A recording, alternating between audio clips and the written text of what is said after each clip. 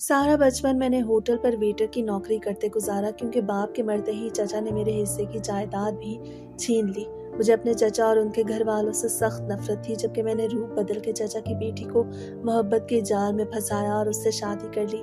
शादी की पहली रात मैंने उस मासूम के मुंह पर थप्पड़ मारा जो अपने बाप के गुनाह से अनजान थी। मैं उस पर रोज तशद्दुद करता, अपना गुस्सा उस पर उतारता, मगर मुझे शदीद हैरत होती जब वो उफ तक न करती। एक दिन उसे मारने लगा तो वो हाथ जोड़ते रो पड़ी और बोली, मैंने सच जानते हुए भी तुमसे जानबूझ के शादी की, क्योंकि मुबारक हो अहमद साहब, बहुत बहुत मुबारक हो, आखिरकार आप अपनी दुल्हन ले ही आए।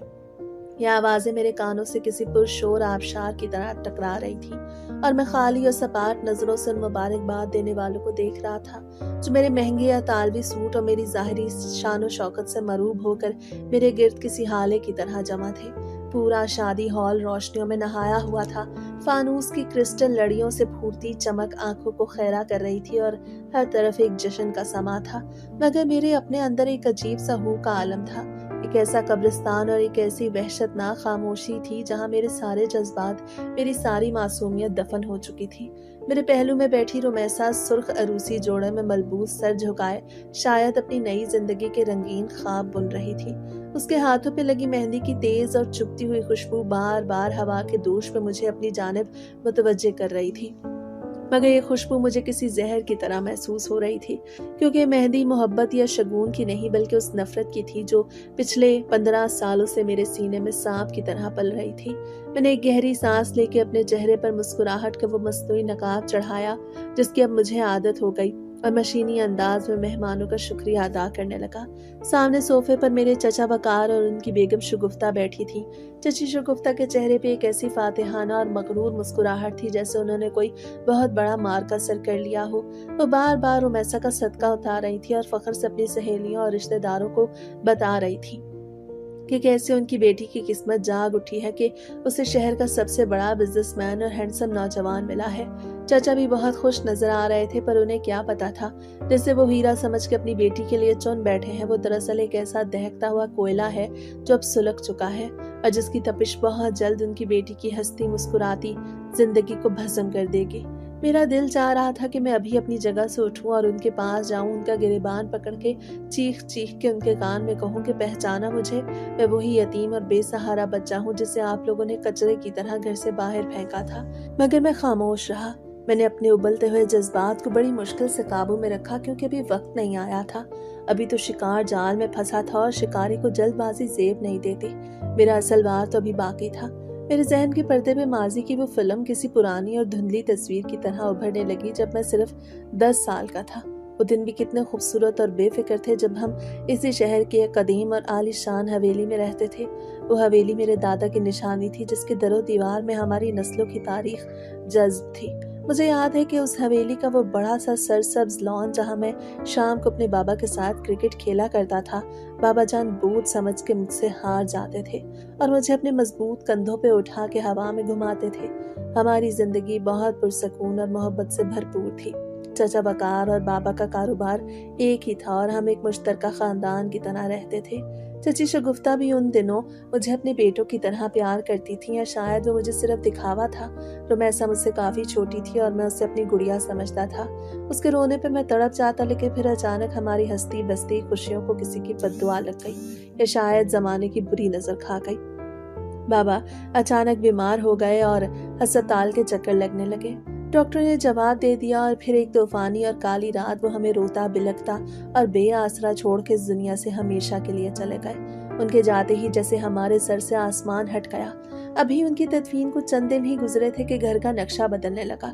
वो चचा जो मुझे गोद में खिलाते थे अब मेरी तरफ देखना भी गवारा नहीं करते थे, और चची शगुफ्ता जिनके हाथ मेरे सर से नहीं हटते थे अब उनकी जुबान से अंगारे बरसने लगे थे।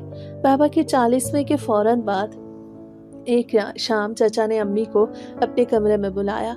मैं भी सहम के अम्मी के दामन से लिपटा उनके साथ चला गया। कमरे में चचा के साथ चची भी बैठी थी और उनके चेहरे पे एक अजीब सी सख्ती और अजनबियत थी। چچا نے بنا کسی تمہید کے انتہائی سرد لہجے میں کہا، دیکھو بھابھی بھائی کے علاج میں اور کاروبار کے نقصان میں سب کچھ ختم ہو گیا۔ یہ حویلی اب بینک کے پاس گروی ہے اور ہمارے پاس اتنا پیسہ نہیں کہ ہم اس کا بھاری سود اور قرض اتار سکیں۔ اس لیے ہم نے فیصلہ کیا ہے کہ ہم یہ بڑی حویلی بیچ کر اور یہ شہر چھوڑ کر کسی چھوٹی جگہ منتقل ہو جائیں گے۔ اور ظاہر ہے کہ ہمارے اپنے اتنے اخراجات ہیں اور ہمارے اپنے بچے ہیں کہ ہم آپ کا اور زاویار کا بوجھ مزید نہیں اٹھا سکتے۔ امی یہ سن کے جیسے پتھر کی ہو گئیں۔ ان کی آنکھوں میں بے یقینی تھی، جیسے انہیں اپنے کانوں پہ یقین نہ آ رہا ہو۔ انہوں نے کانپتی ہوئی آواز میں ہاتھ جوڑ کے کہا، وقار بھائی آپ یہ کیا کہہ رہے ہیں؟ یہ میرے شوہر کا گھر ہے، میرے بیٹے کا حق ہے، آپ ہمیں ایسے بے آسرا کیسے چھوڑ سکتے ہیں؟ ہم کہاں جائیں گے؟ ہمارا تو اس دنیا میں کوئی نہیں۔ مگر چچی شگفتہ نے فوراً بات کاٹتے اپنے مخصوص زہریلے لہجے میں کہا، بھابھی جذباتی ڈرامے مت کریں، ہم نے کوئی یتیم خانے کا ٹھیکہ نہیں لے رکھا، آپ کا اور آپ کے بیٹے کا۔ بھائی زندہ تھے تو بات اور تھی، اب ہم اپنے بچوں کا پیٹ کاٹ کے آپ کو نہیں پال سکتے۔ بہتر ہے کہ آپ اپنا انتظام خود کر لیں، ورنہ ہمیں زبردستی کرنی پڑے گی۔ امی نے روتے ہوئے چچا کے پاؤں پکڑ لیا اور گڑ گڑانے لگی کہ خدارا ایسا ظلم نہ کریں، میرے یتیم بچے پہ رحم کریں۔ مگر چچا نے بے رحمی سے اپنے پاؤں پیچھے ہٹا لیے اور انہیں دھکا دیا۔ وہ قالین پہ گر گئیں۔ میں چیختا ہوا امی کی طرف لپکا، انہیں سنبھالنے لگا۔ میرے اندر کا بچہ بری طرح ڈر گیا۔ میں نے روتے ہوئے چچا کی طرف دیکھا اور کہا، چچا ہم نہیں جائیں گے، یہ ہمارا گھر ہے۔ بابا نے کہا تھا یہ میرا گھر ہے۔ چچا نے میری بات سن کے مجھے بازو سے پکڑا اور گھسیٹتے ہوئے دروازے کی طرف لے گئے۔ انہوں نے اتنی زور سے مجھے جھٹکا دیا کہ میں دروازے کی چوکھٹ سے ٹکرا گیا۔ میرا ماتھا پھٹ گیا مگر انہیں رحم نہ آیا۔ انہوں نے چیخ کے کہا، نکل جاؤ یہاں سے، دفع ہو جاؤ اور دوبارہ اپنی منحوس شکل مت دکھانا۔ اس رات باہر موسلا دھار بارش ہو رہی تھی۔ بادل زور زور سے گرج رہے تھے، جیسے آسمان بھی ہمارے حال پہ رو رہا ہو۔ چچا نے ہمارا تھوڑا سا سامان اور کپڑوں کی گٹھری گیٹ کے باہر پھینکوا دی اور ہمارے سامنے لوہے کا وہ بھاری گیٹ دھڑ سے بند کر دیا جو کبھی میرے لیے پھولوں کی سیچ تھا۔ ہم ماں بیٹا بارش میں بھیگتے رہے، سرد ہوا ہڈیوں میں اتر رہی تھی۔ امی مجھے سینے سے لگا کے روتی رہی اور میں حسرت سے اس بند گیٹ کو دیکھتا رہا جہاں اندر روشنی تھی، گرمائش تھی اور ہمارے لیے باہر صرف تاریکی، ٹھنڈ اور ذلت تھی۔ اس رات ہم نے فٹ پاتھ پہ ایک دکان کے شیڈ کے نیچے پناہ لی۔ وہ رات میری زندگی کی سب سے لمبی اور خوفناک رات تھی۔ سڑکوں پہ رولتے ہوئے ہمیں کئی دن گزر گئے۔ وہ ماں جو کبھی ریشم اور مخمل میں سوتی تھی اب ٹوٹی پھوٹی جگہوں پہ سونے پہ مجبور تھی۔ ہم نے شہر کے ایک پسماندہ علاقے میں ایک چھوٹا سا بدبودار کمرہ کرائے پہ لیا جس کی چھت ٹپکتی تھی۔ امی کے پاس جو کانوں کی بالیاں اور ہاتھ میں انگوٹھی تھی سونے کی، وہ بیچ کے ہم نے کچھ دن گزارا کیا، لیکن پھر غربت کے منحوس سائے گہرے ہوتے گئے۔ بیماری اور صدمے نے امی کو اندر سے کھوکھلا کر دیا۔ وہ ہر وقت کھانستی رہتی تھی اور میں بے بسی سے انہیں دیکھتا رہتا۔ ہمارے پاس دوائی تو دور کی بات، 2 وقت کی روٹی کے پیسے بھی نہیں تھے۔ بھوک جب برداشت سے باہر ہوئی تو میں نے اپنی عمر سے بڑی ذمہ داری اٹھانے کا فیصلہ کیا۔ میں نے ایک قریبی ہوٹل پہ کام مانگا۔ ہوٹل کا مالک ایک سخت گیر آدمی تھا۔ اسے مجھے حقارت سے دیکھا اور برتن دھونے کے کام پہ رکھ لیا۔ میں جو کبھی ناز و نام میں پلا تھا اب لوگوں کے جھوٹے اور چکنائی سے بھرے برتن دھونے لگا۔ سخت صابن اور مسلسل پانی میں رہنے کی وجہ سے میرے نرم ہاتھوں کی جلد پھٹ گئی، گہرے زخم بن گئے اور ان سے خون رسنے لگا۔ نمکین پانی اور مرچ والا سالن جب ان زخموں پہ لگتا تو میری چیخیں نکل جاتی، مگر میں ہونٹ بھیج کے کام کرتا رہتا کیونکہ مجھے اپنی ماں کے لیے روٹی اور دوا لے جانی تھی۔ وہاں ہوٹل پہ مجھے گالیاں سننے کو ملتی، کبھی کوئی گاہک تھپڑ مار دیتا، کبھی مالک لات مار کے جگاتا، مگر میں سب کو سہتا رہتا۔ مجھے وہ دوپہر آج بھی اچھی طرح یاد ہے جب سورج سوا نیزے پہ تھا اور زمین تپ رہی تھی۔ میں ہوٹل کے باہر کھڑا گاہکوں کی گاڑیوں کے شیشے صاف کر رہا تھا کہ اچانک ایک چمکتی ہوئی سیاہ رنگ کی لگژری گاڑی ہوٹل کے سامنے آ کے رکی۔ یہ گاڑی میرے بابا کی پسندیدہ گاڑی تھی جو اب چچا کے استعمال میں تھی۔ میرا دل زور سے دھڑکا۔ میں نے امید اور ڈر کی ملی جلی کیفیت میں گاڑی کی طرف دیکھا۔ پچھلی سیٹ کا شیشہ آہستہ آہستہ نیچے ہوا اور وہاں رومیسا بیٹھی تھی۔ اس کے ساتھ چچی شگفتہ بھی تھی۔ رومیسا نے خوبصورت فراک پہن رکھی تھی اور اس کے ہاتھ میں ایک مہنگی چاکلیٹ والی آئس کریم تھی۔ وہ مزے سے آئس کریم کھا رہی تھی اور اس کے چہرے پہ بے فکری تھی۔ چچی اسے پیار سے ٹشو سے صاف کر رہی تھی۔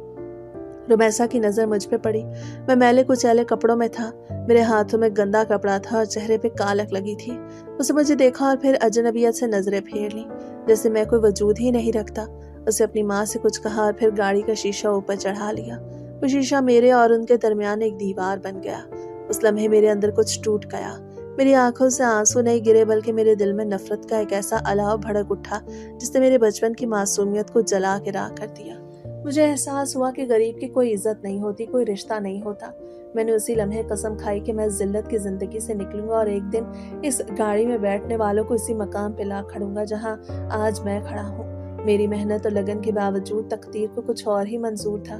غربت اور بیماری نے میری ماں کو مجھ سے چھین لیا۔ وہ ایڑیاں رگڑ رگڑ کے میرے ہاتھوں میں دم توڑ گئیں اور میں پیسوں کی کمی کی وجہ سے انہیں بڑے ہسپتال نہ لے جا سکا۔ ماں کے جانے کے بعد میں دنیا میں اکیلا رہ گیا۔ اب میرا کوئی نہیں تھا۔ میں نے ماں کی قبر پہ آخری بار رو کے اپنے آنسو ہمیشہ کے لیے خشک کر لیے اور شہر چھوڑ دیا۔ میں دوسرے شہر چلا گیا، وہاں کی سڑکوں نے مجھے پناہ دی۔ میں نے دن رات کام کیا، میں نے گاڑیوں کے گراج میں کام سیکھا، میں نے بوجھ اٹھایا، میں نے بھوک کاٹی مگر ہمت نہیں ہاری۔ میں نے ایک ایک پیسہ جوڑا اور پھر پراپرٹی کے چھوٹے موٹے کام شروع کیے۔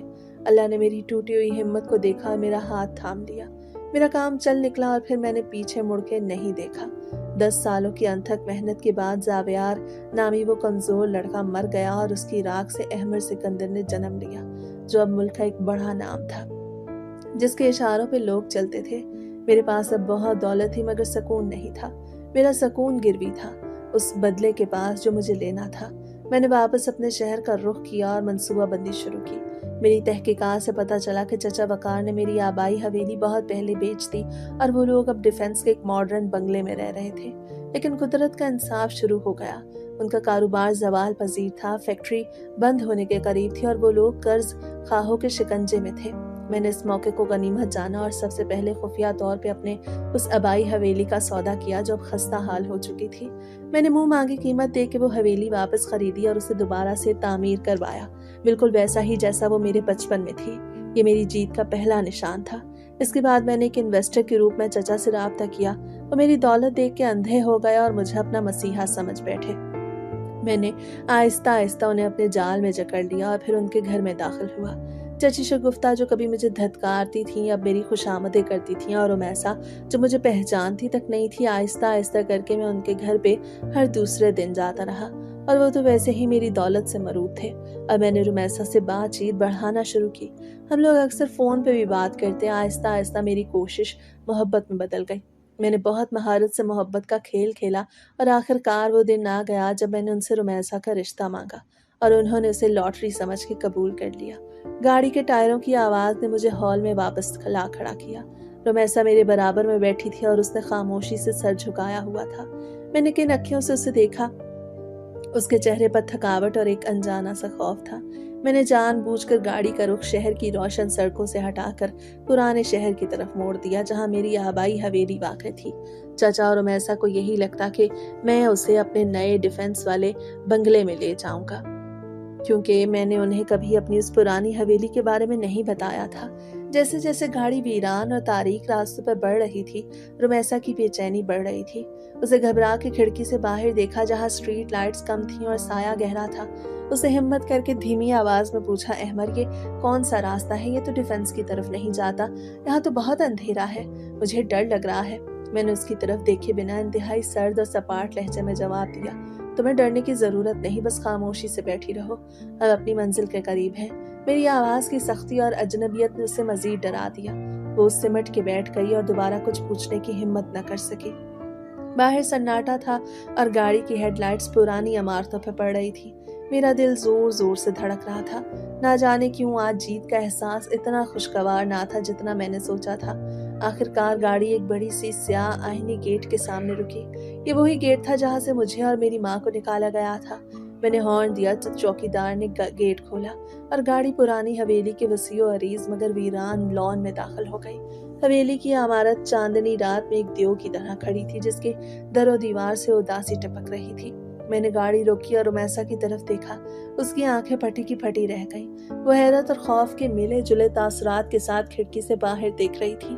اسے شاید دھندلا سا یاد تھا کہ یہ جگہ اس کے ماضی کا حصہ ہے، یا شاید اسے اس جگہ کی ویرانی نے خوف زدہ کر دیا تھا۔ وہ کانپتی ہوئی آواز میں بولی، احمد ہم یہاں کیوں آئے ہیں؟ میں نے اس کی بات انسنی کر دی اور گاڑی سے اتر کے اس کی طرف کا دروازہ کھولا۔ میں نے اس کا ہاتھ پکڑا اور اسے باہر نکلنے کا اشارہ کیا۔ اس کا ہاتھ برف کی طرح ٹھنڈا تھا، وہ کانپ رہی تھی۔ میں نے اس کی کلائی کو سختی سے تھام لیا اور اسے کھینچتے ہوئے حویلی کے بڑے لکڑی کے دروازے کی طرف بڑھا۔ وہ میرے ساتھ چل رہی تھی اور بار بار پوچھ رہی تھی کہ ہم یہاں کیوں ہیں، مگر میں نے اپنے ہونٹ سی رکھے تھے کیونکہ میں چاہتا تھا کہ اس کا خوف مزید بڑھے۔ حویلی کے اندر قدم رکھتے ہی ایک عجیب سی بو نے ہمارا استقبال کیا۔ یہ بو بند کمروں اور ماضی کی گرد کی تھی۔ حالانکہ میں نے صفائی کروائی تھی مگر دیواروں میں جذب اداسی ابھی تک وہی تھی۔ میں اسے لے کے سیدھا سیڑھیوں کی طرف بڑھا اور اوپر والی منزل پہ اس کمرے کی طرف گیا جو کبھی میرے ماں باپ کا کمرہ تھا اور جہاں سے ہمیں بے عزت کر کے نکالا گیا تھا۔ میں نے کمرے کا دروازہ کھولا اور اسے اندر دھکیل دیا۔ کمرے میں صرف ایک مدھم سی روشنی تھی اور فرنیچر پرانا تھا جسے میں نے جان بوجھ کے نہیں بدلوایا تھا۔ رمیسا کمرے کے بیچ میں کھڑی ہو گئی اور خوف زدہ نظروں سے ادھر ادھر دیکھنے لگی۔ میں نے پلٹ کے دروازہ بند کیا اور کنڈی لگا دی۔ کنڈی لگنے کی آواز سناٹے میں کسی گولی کی طرح گونجی۔ رمیسا اچھل پڑی اور پلٹ کے مجھے دیکھنے لگی۔ میں آہستہ آہستہ قدم اٹھاتا اس کی طرف بڑھا۔ میرے چہرے پہ وہ مصنوعی مسکراہٹ نہیں تھی بلکہ ایک سرد اور پتھریلا تاثر تھا جو اس کے بالکل اجنبی تھا۔ میں اس کے اتنے قریب گیا کہ وہ پیچھے ہٹتے ہٹتے دیوار سے جا لگی۔ میں نے اپنا ہاتھ اٹھایا اور اس کا گھونگھٹ الٹ دیا۔ اس کا چہرہ خوف سے سفید پڑ چکا تھا اور آنکھوں میں آنسو تیر رہے تھے۔ وہ کچھ بولنے کی کوشش کر رہی تھی مگر الفاظ اس کے گلے میں پھنس گئے۔ میں نے اسے کندھوں سے پکڑ کے جھنجھوڑا اور اس کی آنکھوں میں آنکھیں ڈال کے کہا، استقبال نہیں کرو گی اپنے شوہر کا اپنے نئے گھر میں؟ وہ ہکلاتے ہوئے بولی، احمر آپ ایسے کیوں دیکھ رہے ہیں؟ مجھے ڈر لگ رہا ہے۔ یہ چکا، یہ سب کیا ہے؟ میں نے ایک تلخ ہنسی ہنسی۔ میں نے اچانک اس کے قریب جا کے اس کا بازو مروڑا تو اس کے منہ سے چیخ نکل گئی۔ وہ درد اور حیرت سے مجھے دیکھنے لگی کہ محبت کرنے والا شخص اچانک اتنا ظالم کیسے ہو گیا۔ میں نے اس کے کان میں سرگوشی کرتے ہوئے کہا، آج رات تمہاری زندگی کی سب سے لمبی رات ہونے والی ہے۔ اس کے منہ پہ ایک زوردار تھپڑ مارا جس سے اس کا توازن بگڑ گیا اور وہ تقریباً گرتے گرتے بچی۔ اس کے گال پہ میرا ہاتھ چھپ چکا تھا۔ میں توقع کر رہا تھا کہ وہ چیخے گی، چلائے گی یا کم از کم رو رو کے مجھ سے معافی مانگے گی اور پوچھے گی کہ میرا قصور کیا ہے، مگر اس کے رد عمل نے مجھے ششدر کر دیا۔ وہ بستر پہ تقریباً گرتے ہوئے انداز میں بیٹھی اور پھر کچھ لمحوں بعد اس نے خود کو سنبھالا اور سر اٹھا کے میری طرف دیکھا۔ اس کی آنکھوں میں حیرت نہیں تھی، جیسے اسے پہلے سے معلوم ہو کہ ایسا ہی کچھ ہونے والا ہے۔ اس کی یہ خاموشی میرے لیے کسی بھی چیخ سے زیادہ تکلیف دہ تھی۔ میں نے غصے سے اسے بازو سے پکڑ کے کھڑا کیا اور جھنجھوڑتے ہوئے کہا کہ تم گونگی ہو گئی ہو کیا؟ جواب کیوں نہیں دیتی؟ مگر وہ پتھر کی مورت بنی کھڑی رہی۔ اس کے ہونٹ سلے ہوئے تھے اور آنکھوں سے مسلسل آنسو بہ رہے تھے، مگر میں تو اسے مزید ٹوٹتا ہوا دیکھنا چاہتا تھا کہ وہ حیران ہو، مجھ سے پوچھے، کچھ کہے۔ مجھے اس پہ شدید طیش آیا اور میں نے اسے دھکا دے کے فرش پہ گرا دیا اور کہا کہ یاد رکھنا، میں تمہاری یہ خاموشی بھی چھین لوں گا۔ میں پیر پٹکتا ہوا کمرے سے باہر نکل گیا اور وہیں دروازے کے باہر کھڑے ہو کے اس کے رونے کی آواز کا انتظار کرنے لگا، مگر کمرے کے اندر سے کوئی آواز نہ آئی۔ وہ لڑکی شاید انسان نہیں تھی یا پھر اس کے اعصاب لوہے کے بنے ہوئے تھے۔ میں ساری رات دوسرے کمرے میں ٹہلتا رہا اور اپنی نفرت کی آگ میں جلتا رہا۔ صبح ہوئی تو میں دوبارہ اس کے کمرے میں گیا۔ وہ اسی طرح قالین پہ بیٹھی تھی اور اس نے ابھی تک اپنا عروسی جوڑا نہیں اتارا تھا۔ مجھے دیکھتے ہی وہ سہم کے کھڑی ہو گئی۔ میں نے اسے سر سے پاؤں تک حقارت سے دیکھا اور حکم دیا کہ یہ ڈرامہ بند کرو اور جا کے یہ کپڑے تبدیل کرو، کیونکہ اب تم کوئی شہزادی نہیں ہو۔ میں نے گھر کے سارے ملازموں کو چھٹی دے دی اور آج سے اس کا گھر کا جھاڑو پونچھا اور کھانا پکانا سب تمہاری ذمہ داری ہے۔ وہ خاموشی سے اٹھی اور واش روم کی طرف بڑھ گئی۔ میں نے ایک لفظ بھی نہیں کہا۔ اس کی تابع داری مجھے اور زیادہ چڑھا رہی تھی۔ میں چاہتا تھا کہ وہ انکار کرے تاکہ مجھے اسے مزید مارنے کا بہانہ ملے۔ میں نے کچن میں جا کے جان بوجھ کے برتن پھیلائے اور گند مچا دیا تاکہ اسے صفائی کرنے میں تکلیف ہو۔ میں دیکھنا چاہتا تھا کہ وہ نازک لڑکی جس نے کبھی پانی کا گلاس خود اٹھا کے نہیں پیا، وہ کس طرح میرے گھر کی گندگی کو صاف کرتی ہے۔ مجھے اسے تکلیف میں دیکھ کے ایک عجیب سا سکون مل رہا تھا جو شاید میری انتقام کی آگ کو ٹھنڈا کرنے کے لیے ضروری تھا۔ کچھ دیر بعد وہ سادہ سے سوٹ میں ملبوس کچن میں آئی۔ اس کا چہرہ اترا ہوا تھا اور آنکھیں سوجی ہوئی تھیں۔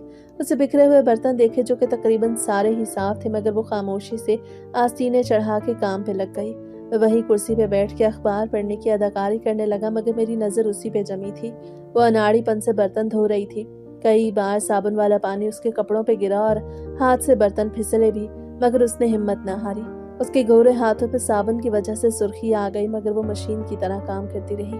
جب اسے میرے لیے ناشتہ بنایا اور ٹرے لا کے میز پہ رکھی تو میں نے ایک نوالا منہ میں ڈالا اور پھر پلیٹ اٹھا کے زور سے دیوار پہ دے ماری اور چیخا کہ یہ کیا بنایا ہے تم نے؟ क्या तुम्हारे बाप ने तुम्हें खाना बनाना भी नहीं सिखाया? ये कहते हुए मैंने गर्म चाय का कप उसकी तरफ उछाल दिया। वो बचने के लिए पीछे हटी, मगर गर्म चाय के चंद कतरे उसके पांव पे गिर गए। वो दर्द से कराही और बैठ गई, मगर मैंने और भी गुस्से से कहा कि इसे अभी साफ करो, वरना मैं तुम्हारा हशर नशर कर दूंगा। वो लंगड़ाते हुए उठी और कपड़ा ला के फर्श साफ करने लगी। अगले कई हफ्तों तक यही मामूल रहा। मैं सुबह ऑफिस जाता और शाम को वापस आके उस पर अपना सारे दिन का गुस्सा उतारता। मैंने उसे घर में कैद कर रखा था। न उसे फोन करने की इजाजत थी और ना ही बाहर जाने की। मैंने घर के लैंडलाइन के तार भी काट दिए ताकि वो अपने बाप से राब्ता न कर सके। मगर हैरत की बात यह थी कि उसने कभी कोशिश भी ना की थी। वो मेरे हर जुल्म को ऐसे सहती जैसे उसका मुकद्दर हो। मैं उसे रातों को सर्दी में बाहर लॉन में खड़ा रखता, कभी उसे भूखा रखता और कभी उसकी तजलील करता, मगर वो उफ तक न करती। कभी कभी मुझे शक होता कि शायद वो कोई चाल चल रही है। वो इतनी पुरसकून कैसे हो सकती है? मैंने कई बार उसकी आंखों में देखने की कोशिश की ताकि वहां नफरत ढूंढ सकूं, मगर वहां मुझे हमेशा एक अजीब सा दुख और रहम नजर आता, जैसे वो मुझ पर तरस खा रही हो। और ये बात मेरी अना को और मजरूह करती। मैं सोचता था कि मैं जालिम हूँ, मैं ताकतवर हूँ, तो फिर ये कमजोर लड़की मुझे खुद से छोटा क्यों महसूस करवा रही है। एक दिन मुझे ख्याल आया कि मुझे उसे मजीद तोड़ना चाहिए। मैंने घर पे एक पार्टी रखी और अपने चंद दोस्तों को मदऊ किया जो बहुत अमीर और मॉडर्न थे। मैंने रुमैसा को हुक्म दिया कि वो आज रात मेरे मेहमानों के सामने सादा कपड़े पहन के आएगी और एक मुलाजमा की तरह सबको खाना पेश करेगी। मैं उसे दुनिया के सामने जलील करना चाहता था। मुझे लगा शायद अब वो एहतजाज करेगी, मगर उसने खामोशी से सर झुका दिया। शाम को जब मेहमान आए और म्यूजिक का शोर शुरू हुआ तो मैंने रुमैसा को आवाज दी। वो किचन से निकली तो उसने एक बहुत सादा सा जोड़ा पहन रखा था, मगर इसके बावजूद उसके चेहरे का नूर और वकार ऐसा था कि सबकी नजरें उस पर जम गईं। मुझे इस बात पे शदीद कोफ्त हुई।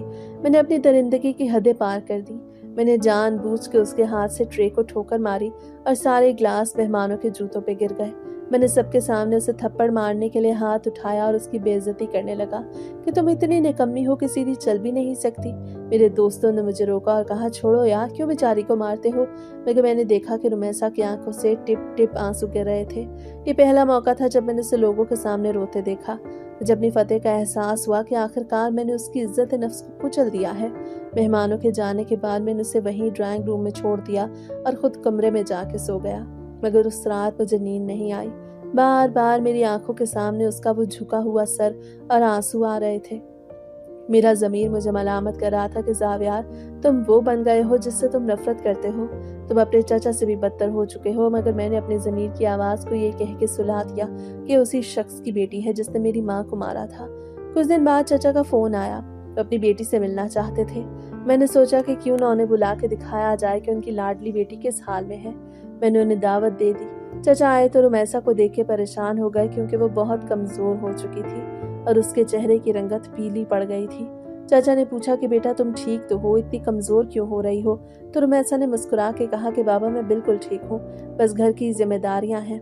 अहमद मेरा बहुत ख्याल रखते हैं। मैं दरवाजे के पीछे खड़ा उसका झूठ सुन रहा था और हैरान था कि यह लड़की अपने बाप से शिकायत क्यों नहीं करती। अगर ये बोल दे तो चाचा पुलिस को बुला सकते हैं, मगर उसने मेरी इज्जत रख ली या शायद अपने बाप का दिल नहीं दुखाना चाहती थी। चाचा के जाने के बाद मैंने उसे दीवार के साथ लगाया और पूछा कि तुमने झूठ क्यों बोला? क्यों नहीं बताया उन्हें कि मैं तुम पे कितना जुल्म करता हूँ? उसे नजरें झुका के धीमी आवाज में कहा कि मैं नहीं चाहती कि बाबा को कोई दुख पहुंचे। वो पहले ही बहुत परेशान है और वैसे भी शौहर का घर जैसा भी हो औरत का नसीब होता है। उसके इस जवाब ने मुझे लाजवाब कर दिया और मैं गुस्से से वहां से चला गया। दिन गुजरते रहे और मेरे अंदर की बेचैनी बढ़ती गई। मुझे अब घर में रहना मुश्किल लग रहा था, क्योंकि रुमैसा का वजूद मुझ पे एक बोझ बन गया था। उसकी इबादतें, उसकी खामोशी और उसका सब्र मुझे काट रहा था। मैं अक्सर रातों को उठ के देखता तो वो जाए नमाज पे बैठी रो रही होती। मुझे लगता था कि वो मेरे लिए बद्दुआ कर रही है। एक रात मैंने उसे टोका कि क्या मांगती रहती हो खुदा से? मेरी मौत? तो उसने भीगी आंखों से मुझे देखा और कहा, मैं आपके सुकून के लिए दुआ करती हूँ, क्योंकि आप अंदर से बहुत दुखी हैं। ये सुनकर मैं पागल हो गया। मैंने तकरीबन गुस्से से चिल्लाते हुए कहा, मुझे तुम्हारी दुआओं की जरूरत नहीं, तुम बस एक दिखावा हो, मक्कार हो, मुझे तुमसे घिन आती है। मैंने उसे बहुत बुरा भला कहा और घर से निकल गया। मैं सारी रात सड़कों पे आवारागर्दी करता रहा और जब सुबह वापस आया तो मैं बहुत थका हुआ था और सर दर्द से फट रहा था। सुबह नाश्ते की मेज पे मैं सर थामे बैठा था। रुमैसा चाय लेके आई तो उसके हाथ कांप रहे थे, शायद कमजोरी की वजह से या मेरे खौफ से। जैसे ही उसने कप मेरे सामने रखा, कप प्लेट से टकरा के छलक गया और थोड़ी सी चाय मेज पोश पे गिर गई। बस एक छोटी सी गलती मेरे गुस्से को भड़काने के लिए काफ़ी थी। मैंने आओ देखा ना ताओ पूरी ताकत से मेज़ को लात मारी और खड़ा हो गया। कुर्सी पीछे गिर गई और मैंने गरजदार आवाज़ में कहा कि तुम कभी नहीं सुधरोगी। तुम जानबूझ के मुझे तंग करती हो ताकि मैं तुम्हें मारूं। तो ठीक है, आज मैं तुम्हारी ये ख्वाहिश भी पूरी कर देता हूँ। मैंने अपनी कमर से बेल्ट उतारी और हवा में लहराई। तुम ऐसा खौफ से पीछे हटी और दीवार के साथ लग गई। मैं उसकी तरफ बढ़ा तो वो वहीं फर्श पे बैठ गई और उसने अपने दोनों हाथ जोड़ लिए। मैंने जैसे ही बेल्ट मारने के लिए हाथ फिजा में बुलंद किया, उसने एकदम से चीख के कहा, खुदारा रुक जाए, जावेयार मुझे मत मारे। उसके मुंह से अपना असली नाम सुन के मेरा हाथ हवा में ही मुअल्लक रह गया, जैसे किसी ने मुझे बिजली का झटका दिया हो। कमरे में एकदम सन्नाटा छा गया। मैंने अपनी समात पे यकीन करने की कोशिश की कि क्या उसने वाकई मुझे जावेयार कहा है। मैंने बेल्ट नीचे की और हैरत से उसे देखा। वो फूट फूट के रो रही थी और हिचकियां ले रही थी।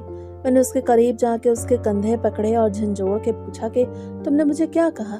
तुम्हें ये नाम किसने बताया? बोलो वरना मैं तुम्हारी जान ले लूंगा। वो रोते हुए बोली कि मैं सब जानती हूँ जावेयार, मैं पहले दिन से जानती हूँ कि आप अहमद नहीं मेरे कज़न जावेयार हैं। मैंने आपके हाथ पे वो जलने का निशान देख लिया था जो बचपन में मेरे साथ खेलते हुए इस तरह से बना था, क्योंकि हम दोनों ने काफ़ी वक्त बचपन में साथ गुजारा और आपके इस निशान को मैं भूल नहीं पाई, क्योंकि मुझे बचाते हुए आपने हाथ आगे किया था और मैं जानती हूँ कि आप बदला लेने आए थे। मेरे पैरों तले से जमीन निकल गई। मैं लड़खड़ा के पीछे हटा और दीवार का सहारा लिया। मेरा सारा राज एक लम्हे में फाश हो चुका था। मैं जिस लड़की को बेवकूफ़ समझ रहा था वो तो पहले दिन से मेरी हकीकत जानती थी। मैंने हकलाते हुए कहा, अगर तुम जानती थी तो तुमने मुझसे शादी क्यों की? तुमने मुझे अपने बाप के हवाले क्यों ना किया? तुम ये जुल्म क्यों सहती रही? बोलो रुमैसा, बोलो, इसके पीछे क्या चाल है? उससे सकते हुए उठी और अलमारी की तरफ भागी। उससे वहां से एक फाइल निकाली और ला के मेरे कदमों में रख दी और फिर वो दोबारा मेरे कदमों में गिर गई और रोते हुए बोली कि कोई चाल नहीं, मैंने सच जानते हुए भी आपसे जानबूझ के शादी की, क्योंकि मैं अपने बाप के गुनाहों का कफारा अदा करना चाहती थी और मैं आपको आपका हक वापस दिलाना चाहती थी। ये वो कागजात हैं जो बाबा ने जाली साइन करवा के हड़प किए। मैंने हमारी शादी से पहले चोरी छुपे ये सब अपने नाम करवाया था ताकि शादी के बाद आपको वापस कर सकूं। मैं बुत बना फर्श पे बिखरे उन कागजात को देखता रहा जो मेरी जिंदगी की सबसे बड़ी सच्चाई थी। मैंने कांपते हाथों से वो फाइल उठाई और उसे खोल के देखा तो मेरी आंखें खुली की खुली रह गईं। ये वही असली कागजात थे जिन पर मेरे बाबा के दस्तखत थे और जिन्हें मेरे चचा ने गायब कर दिया था, और उनके साथ ही जायदाद की मुंतकिली के नए कागजात थे जिन पर रुमैसा ने अपने हिस्से की सारी जायदाद मेरे नाम कर दी थी। मुझे अपनी बसारत पे यकीन नहीं आ रहा था। मैंने सर उठाकर रुमैसा को देखा जो अभी भी मेरे कदमों में गिरी सिसक रही थी। उसका वो दुपट्टा जो मेरे खैंचे से फट गया था उसके कंधे पे पड़ा था और उसके बाजू पे वो नीले निशान साफ नजर आ रहे थे जो मेरे दिए हुए थे। मुझे अपने आप से शदीद नफरत महसूस हुई कि जिसे मैं दुश्मन समझ के मारता रहा वो तो मेरी मुहाफिज थी, वो तो मेरी अमानत की हिफाजत कर रही थी। मैंने इंतकाम की आग में अंधा होकर क्या क्या सितम ढाए उस पर और उसे रेजा रेजा कर दिया। मेरे हाथ से वो फाइल छूट के गिर गई। मैं घुटनों के बल उसके सामने बैठ गया और पहली बार मेरी आंखों से नफरत के बजाय पछतावे के आंसू जारी हो गए। मैंने हिम्मत करके उसका हाथ थामना चाहा, मगर वो डर के मारे पीछे हट गई, जैसे उसे यकीन हो कि मैं उसे दोबारा मारूंगा। उसके इस खौफ ने मुझे अंदर से तोड़ फोड़ दिया। मैंने रोते हुए कहा, रुमैसा मुझे माफ कर दो, मैं बहुत बड़ा गुनहगार हूँ। मैंने तुम पे जुल्म किया, मैंने तुम्हें पहचाना ही नहीं। मैं दरिंदा बन गया। मुझे लगा था कि तुम भी अपने बाप की तरह मक्कार हो, मगर तुमने क्यों नहीं बताया मुझे? क्यों सहती रही मेरा जुल्म? क्यों अपनी जान अजाब में डाली? उसे भीगी हुई आंखें उठा के मुझे देखा और धीमी आवाज में बोली कि मैं कैसे बताती जावेयार, आपकी आंखों में इतनी नफरत थी कि अगर मैं सच बोलती तो आप कभी यकीन न करते। आपको लगता कि ये भी कोई चाल है, और फिर मैं अपने बाप का पर्दा भी नहीं चाक करना चाहती थी। मैं चाहती थी कि आपको आपका हक मिल जाए और मेरे बाबा के सर से गुनाह का बोझ उतर जाए। रोज अल्लाह से मैं दुआ करती थी कि आपका दिल नरम हो जाए। मैं आपके दिए हुए हर जख्म को ये सोच के सह लेती थी कि शायद इसी तरह हमारे खानदान के गुनाह धुल जाएं। जब अब्बा ने आप लोगों को घर से निकाला मैं बहुत छोटी थी, लेकिन मुझे बात समझ में आ गई थी कि जो हो रहा है वो गलत है। जैसे जैसे मैं बड़ी होती गई मेरे दिल में बहुत बेचैनी और बेसकूनी बढ़ने लगी। मैं जब भी अल्लाह से दुआ करती तो मुझे लगता कि जिंदगी में इस बेचैनी की वजह आपसे छीना गया हक है। उसकी बातें सुन के मेरा सर शर्म से झुक गया। वो लड़की जिसे मैंने कदम कदम पे जलील किया था, आज उसने अपने किरदार की बुलंदी से मुझे अपने कदमों में झुकने पे मजबूर कर दिया। मैंने आगे बढ़ के उसके हाथ थाम लिया और उन्हें चूमने लगा। ये वही हाथ है जिन्हें मैंने चाय गिरा के जलाया था। ये वही हाथ थे जिनसे मैं नौकरों की तरह काम करवाया था। मैं पागलों की तरह उससे माफ़ी मांग रहा था कि रुमैसा मुझे माफ़ कर दो, वरना मैं मर जाऊंगा, मेरा ज़मीर मुझे जीने नहीं देगा। मैंने अपनी माँ की कसम खा के कहा कि अब मैं तुम्हें कभी नहीं दुख दूंगा, मैं सारी ज़िंदगी तुम्हें पलकों पर बिठा के रखूंगा। रुमैसा ने अपने कामते हाथों से मेरे आंसू पूंछे और कहा कि ज़ावियार, मैंने आपको माफ़ किया क्योंकि मैं जानती हूँ कि आप बुरे नहीं हैं। हालात ने आपको सख्त बना दिया था। आपके अंदर आज भी वही मासूम बच्चा छुपा है जिसके साथ मैं खेला करती थी। उसके लम्स में जो शफकत थी उसने मेरे अंदर की सारी करवाहट खत्म कर दी। उस रात हम दोनों फर्श पे बैठे रोते रहे और हमारे दरमियान मौजूद नफरत की दीवार हमेशा के लिए गिर गई। अगली सुबह जब सूरज निकला तो मेरी जिंदगी का अंधेरा छट चुका था। मैंने सबसे पहले रुमैसा को डॉक्टर के पास ले जाने का फैसला किया ताकि मेरी दी गई जिस्मानी तकलीफों का इलाज हो सके, मगर रुमैसा ने मुझे रोका और कहा कि नहीं ज़ावियार, हमें बाबा के पास जाना होगा। जब मुझसे मिलने आए थे तो हद से ज़्यादा परेशान थे। मुझे डर है कि कहीं उन्हें कुछ हो ना जाए क्योंकि उनके हालात बहुत ख़राब हैं। मैंने उसकी बात मान ली और हम दोनों गाड़ी में बैठ के चचा के घर की तरफ गए। रास्ते में मेरा दिल बहुत भारी था। मुझे चचा पे अभी भी गुस्सा था, मगर रुमैसा की खातिर मैं अपने जज्बात को काबू में कर रहा था। जब हम चचा के घर पहुंचे तो वहां का मंजर देख के मैं हैरान रह गया। वो घर जो कभी शान शौकत का नमूना था, वीरान सा था। हम अंदर दाखिल हुए तो देखा कि चचा लॉन में एक कुर्सी पे अकेले बैठे हैं और खला में घूर रहे हैं। वो बहुत बूढ़े और लाचार लग रहे थे, जैसे वक्त ने उनसे भी अपना हिसाब ले लिया हो। हमें देखकर चचा चौंक गए और लड़खड़ाते हुए खड़े हुए। उनकी नजरें मुझ पे और रुमैसा पे जमी हुई थी। मैंने रुमैसा का हाथ मजबूती से थाम रखा था। हम उनके करीब गए तो चचा ने खुशी से कहा, अरे अहमर बेटा, तुम और रुमैसा, तुम लोग अचानक कैसे आए? सब खैरियत तो है ना? मैंने चचा की आंखों में आंखें डाल के कहा, नहीं चचा जान, मैं अहमर नहीं और ना ही सब खैरियत है। ये सुन के उनके चेहरे पे हवाइयां उड़ने लगी। वो हकलाए कि ये तुम क्या कह रहे हो बेटा? अहमर नहीं हो तो कौन हो? मैंने एक कदम आगे बढ़ाया और कहा, गौर से देखे मुझे। क्या आपको इस चेहरे में अपने भाई की झलक नजर नहीं आती? क्या आपको वो यतीम बच्चा याद नहीं आता जिसने आपने 15 साल पहले बारिश में धिक्के देके निकाला था? मैं ज़ावियार हूँ, सिकंदर का बेटा, और आपका वो भतीजा जिसका सब कुछ आपने छीन लिया था। मेरा नाम सुनते ही चचा के चेहरे का रंग फक हो गया। उनका जिस्म कांपने लगा और वो धड़ाम से कुर्सी पे गिर गए। उन्होंने सीने पे हाथ रखा और उनका सांस उखड़ने लगा। रुमैसा चीख मार के उनकी तरफ भागी। बाबा बाबा, क्या हुआ आपको? इतने में चची भी भागी हुई आई। उन्होंने हम दोनों की तरफ देखा और फिर फौरन से अपने शौहर की तरफ देख के पूछने लगी, क्या हुआ इन्हें? मैं भी घबरा गया क्योंकि मेरा मकसद उन्हें मारना नहीं था बल्कि सिर्फ सच का सामना करवाना था। हमने फौरन उन्हें गाड़ी में डाला और अस्पताल ले गए। डॉक्टर्स ने उन्हें इमरजेंसी में शिफ्ट किया और बताया कि उन्हें शदीद हार्ट अटैक हुआ है और उनका बचना मुश्किल है। रुमैसा बाहर बेंच पे बैठी रो रही थी और मैं उसे तसल्ली दे रहा था। मुझे पहली बार चचा पे तरस आ रहा था कि दौलत की हवस ने उन्हें कहाँ पहुंचा दिया। चंद घंटों बाद डॉक्टर बाहर आए और बताया कि जान तो बच गई है, मगर फौलिज के हमले की वजह से उनका दायां हिस्सा मफलूज हो गया है और अब वो सारी जिंदगी बिस्तर के मोहताज रहेंगे। ये खबर सुन के शायद मुझे खुश होना चाहिए था, मगर रुमैसा के सच के बाद ये सुन के मैं सुन हो गया। ये मकफाते अमल था। कुदरत ने उन्हें उसी हाल में पहुंचा दिया जहां वो किसी के आगे हाथ फैलाने के काबिल भी न रहे। कुछ दिन बाद हम उन्हें अस्पताल से घर ले आए, मगर अब वो बोल नहीं सकते थे, सिर्फ आंखों से देखते थे और रोते रहते थे। मैं उनके पास बैठा और उनका हाथ पकड़ के कहा कि चाचा जान, आप फिक्र न करें, मैं आपको नहीं छोड़ूंगा।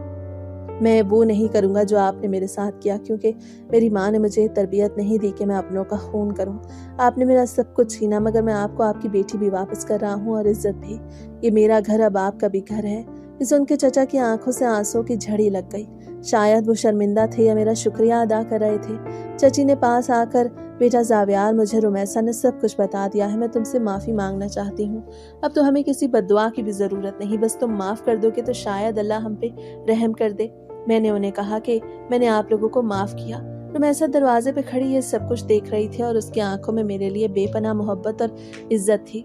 उसने आगे बढ़ के मेरे कंधे पे हाथ रखा और कहा कि आज आपने साबित कर दिया कि आप सच में बड़े ज़र्फ वाले हैं। वक्त गुजरता गया और जिंदगी अपनी डगर पे आ गई। मैंने चचा की खिदमत में कोई कसर नहीं छोड़ी। मैं उन्हें अपने बाप की जगह समझने लगा। रुमैसा की मोहब्बत ने मेरे अंदर के सारे जख्म भर दिए। अब मैं इंतकाम की आग में जलने वाला ज़ावियार नहीं था, बल्कि एक पुरसकून और खुशहाल इंसान था। अल्लाह ने हमें खूबसूरत बेटी से नवाजा जिसका नाम हमने अपनी माँ के नाम पे रखा। मैं अक्सर अपनी बेटी को गोद में उठा के सोचता हूँ कि ये रुमैसा की कुर्बानी और सब्र था जिसने हम सबको बचा लिया। सच कहते हैं कि नफरत आग है जो जलाती है, مگر محبت وہ پانی ہے جو راکھ سے بھی زندگی پیدا کر دیتی ہے، اور میری زندگی اس کی سب سے بڑی مثال بن گئی تھی کہ بدلہ لینے سے انسان کو کبھی سکون نہیں ملتا، بلکہ اصل سکون معاف کرنے اور صبر کرنے میں ہے۔